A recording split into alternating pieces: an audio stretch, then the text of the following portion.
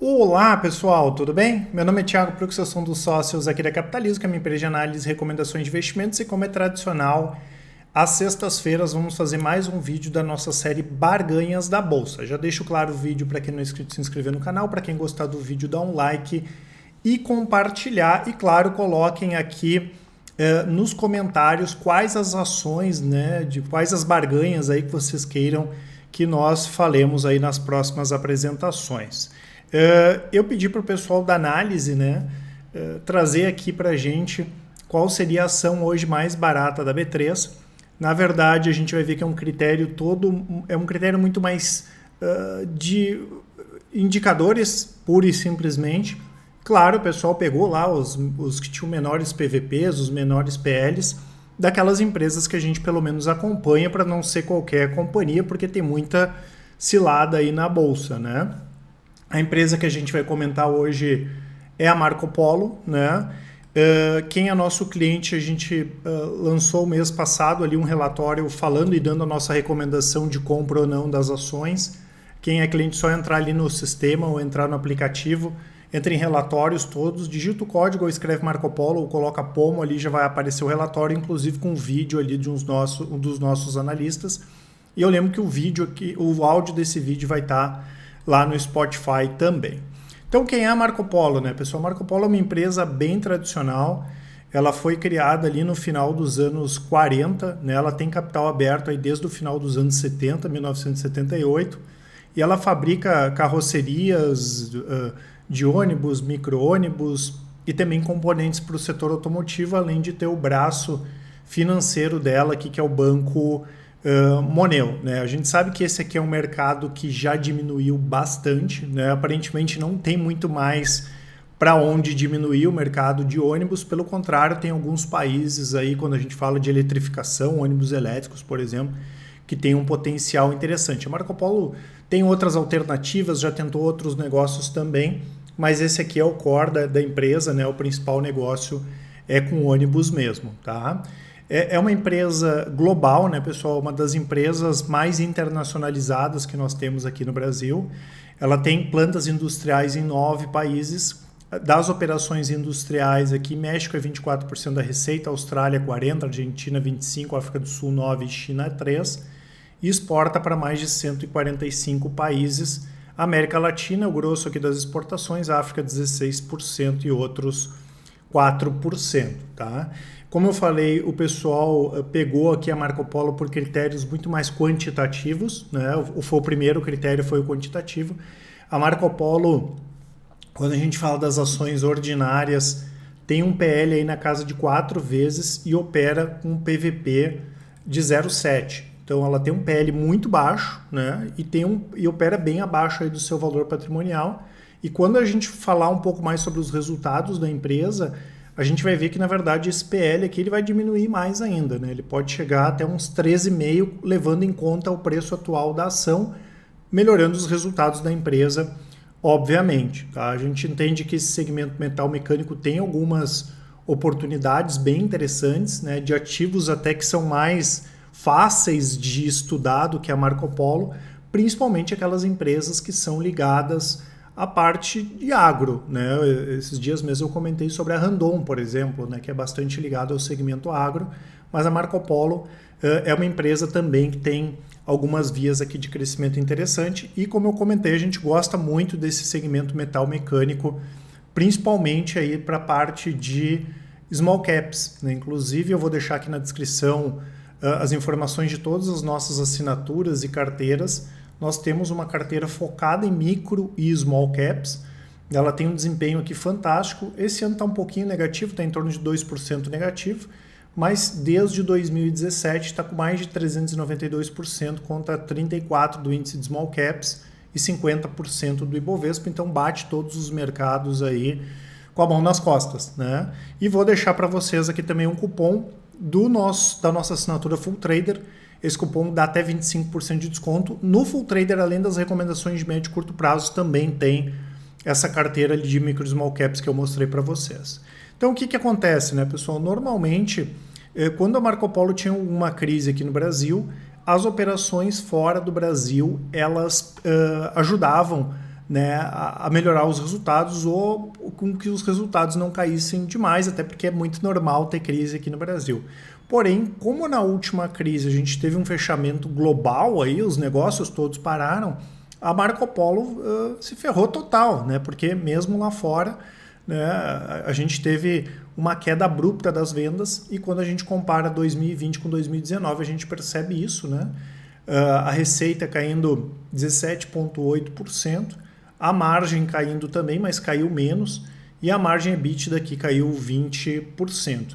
Só que o que acontece, né, pessoal? A Marco Polo ainda assim não deu prejuízo em 2020, mesmo com toda essa situação aqui bastante crítica.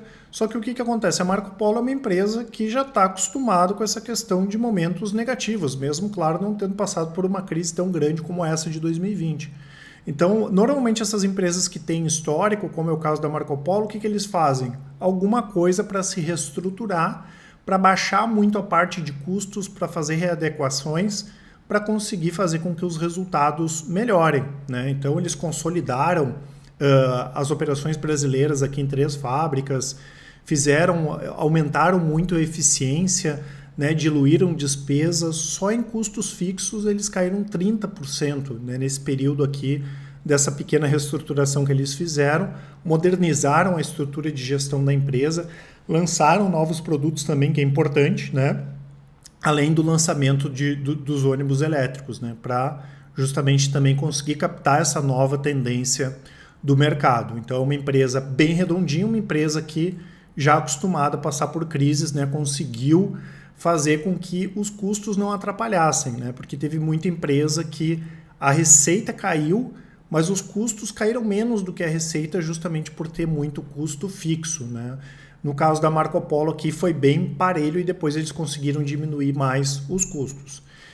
A partir ali do final de 2020 a gente já conseguiu ver uma retomada do mercado, principalmente nas operações fora do Brasil, e o ano passado foi um ano já de recuperação quase que total aqui das operações da Marco Polo, e o primeiro trimestre desse ano mostra, né, toda essa questão aí da reestruturação e da retomada dos mercados, né? A receita subiu quase 15%, ela é ajudada pelo dólar, ela conseguiu repassar preços, os custos não atrapalharam tanto a Marco Polo quanto outras companhias, e o lucro líquido, né, saiu de um prejuízo de 14 milhões no primeiro trimestre do ano passado para um lucro aqui de quase 100 milhões de reais, né? Lembrando que a Marco Polo tem em torno de 700 milhões de reais ainda de créditos tributários. Isso foram coisas acumuladas aí nos últimos anos. Eles têm para consumir ainda 510 milhões de reais. Tá? A Marco Polo tem muita receita garantida. Eu já vou comentar um pouquinho sobre isso. E nós estimando, né, essa melhoria, essa eficiência da Marco Polo, com os resultados que ela deve apresentar e já com essa receita garantida, a gente estima, né, que a Marco Polo deva fazer até 4 bilhões de reais de receita líquida esse ano. Então, se a gente analisar esse trimestre aqui, o primeiro trimestre, daria quase isso, e deveria fazer de 300 a 400 milhões de reais de lucro, né, que seria uma margem aí de 8 a 10%. Inclusive a margem aqui no primeiro trimestre ficou acima das nossas expectativas e por isso que a gente fala, né, fazendo essa estimativa anual, o PL hoje dela seria até mais baixo, né, porque o lucro por ação em 2022 vai ser maior do que o lucro por ação em 2021, por exemplo, né? Então a gente enxerga que é uma empresa redondinha, uma empresa que tem essa questão das receitas garantidas e o preço da ação continua muito amassado, né? Isso a gente tem visto demais. Várias empresas que melhoraram em termos de resultado e o mercado continua batendo, a gente sabe que isso faz parte. Tá? Sobre a questão de mais receitas, de novos mercados, do que a Marco Polo tem aí, né? A gente não pode esquecer que a Marco Polo é muito forte aqui no mercado interno, principalmente referente à parte de licitações. E existe um programa do governo federal que chama Caminhos da Escola, que é para renovar a frota escolar. Isso aqui é um programa aí que tão cedo ele não deve ser terminado ou extinto. Isso aqui vai continuar. É um programa que faz sentido, né? E só no primeiro trimestre desse ano eles entregaram 816 unidades para esse programa, né? Ainda tem que entregar mais 2.000 685 unidades da licitação de 2021. Isso vai ser entregue ainda em 2022 e recentemente foi feita mais uma licitação, né? São quase 4 mil veículos, tá? Para os próximos 10 meses, que é essa aqui, 3.800 veículos. O que aconteceu, né? O TCU tinha suspendido essa licitação aqui